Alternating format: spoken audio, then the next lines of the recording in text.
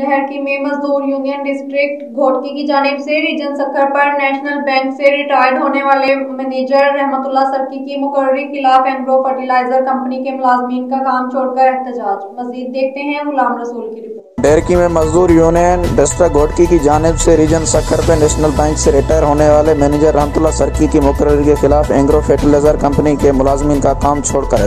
एहतजाज से खिताब करते हुए Laharki agro fertiliser plant PMDS2 के सदर गुलाम सरवर समेजो, जनरल सेक्रेटरी अल्लाडिनो पेताफी, शौकत अली समेजो, इरफान अली पावा, राहब अली समेजो और मुकर्रिन का कहना था कि हम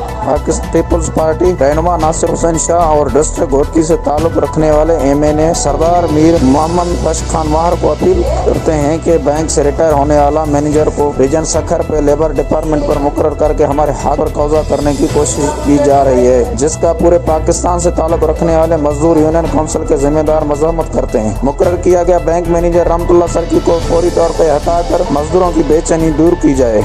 गुलाम रसूल पे राज न्यूज़ लहरकी।